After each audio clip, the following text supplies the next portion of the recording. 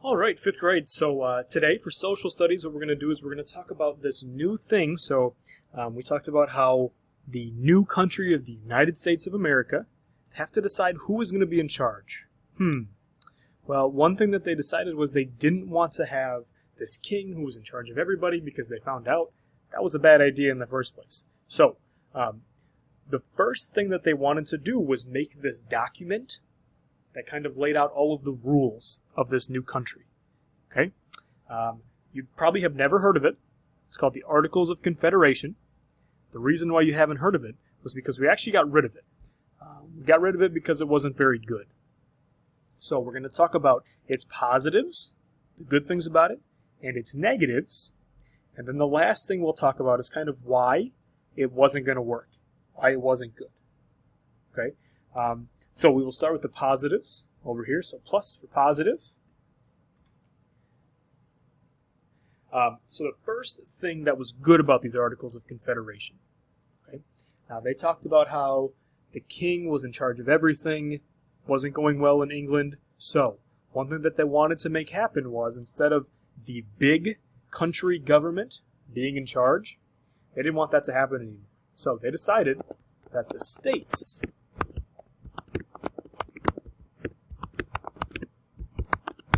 would have all of the power. Okay? So really the states were in charge of themselves. The government was just kind of there to help out. All right? So if you think about it now, the most important, not the most important, but really who has the most power, one person in our country, would probably be either the president or you could say that maybe the Supreme Court or the legislative branch. They're the most powerful in our country. Now, they're the United States government. The Minnesota government is not as big as them. But the Articles of Confederation, when they were made, they said, no, Minnesota would be in charge of Minnesota. Not the United States government, just Minnesota. Okay, so that was a plus. If the government wanted to do something and the states didn't agree with it, then the states didn't have to do it. Okay, another positive, it made it very, very easy to add new territories. Okay? It was very easy to add new territories. So remember that right now at this point, there are only 13 states. In the future, like today in 2020, we have 50 states. So there's a lot of new states that are going to come in over the next 200 years or so. A little bit less than 200 years, about 150. The Articles of Confederation made it very easy to add new territories. There weren't a lot of rules. It was really, you have to have somebody in charge, you have to have a school, you have to have about 60,000 people in your territory, and then we'll add you as a territory. Okay? Once you get to a certain amount of people, then you can apply to be a state, and then you become a state. It was pretty easy, which was nice. Okay? So, the negatives now. The reasons why it wasn't going to work. The reasons why we got rid of the Articles of Confederation. Alright, so number one, biggest one, there was no leader. There was nobody who was in charge of the country. Right? There was no president. There was no one. It was just all of the states that were in charge of each other. Okay, so no leader, we would call this now. There was no executive branch. Okay?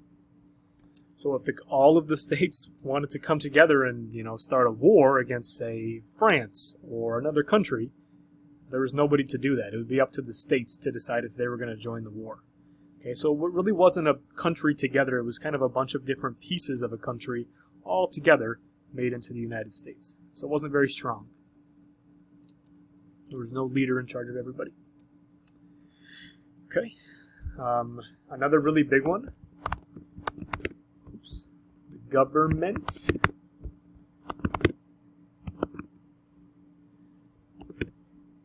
can't force taxes. The government couldn't force you to pay your taxes. Seems kind of strange. Today in 2020, if you don't pay your taxes, you could go to jail because the government in our country needs money and our states need money. And they need money to do things like provide for an army, military, be able to build roads, be able to build buildings. The government needs that money in order to operate and to help us. Okay, but in the Articles of Confederation, they said, hey, we're going to do these things called taxes. We know you didn't really like them when the British put taxes on the tea and stamps and paper and things.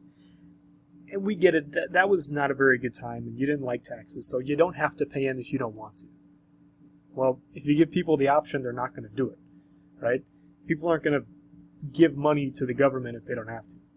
Okay, so the government not only did not have a leader, they didn't really have very much money either. They couldn't do things like build roads for people. They couldn't do things like build bridges over rivers because they didn't have the money to.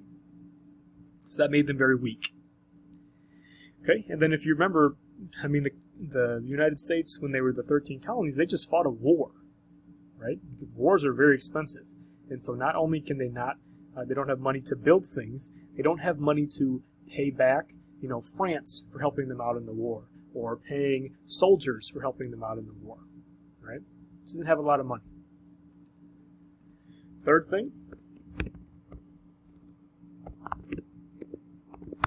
there was no court system. Okay, so if somebody did something that was illegal, there was really no way of finding them guilty.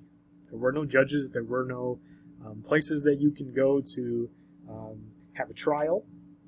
It was pretty much, if you did something bad, then people were upset with you. All right? Now, a lot of states decided, well, we're going to make a court system ourselves. But if you committed a crime in Wisconsin, but you lived in Minnesota, it's possible that you could go back to Minnesota and not have to, you wouldn't even get in trouble for it. Okay, so this one caused a lot of chaos. No court system. Okay? And now the biggest one, the most important reason why the Articles of Confederation failed, because we're looking right now at all these negatives, all these things that did not help. Okay, but you can change these things, right?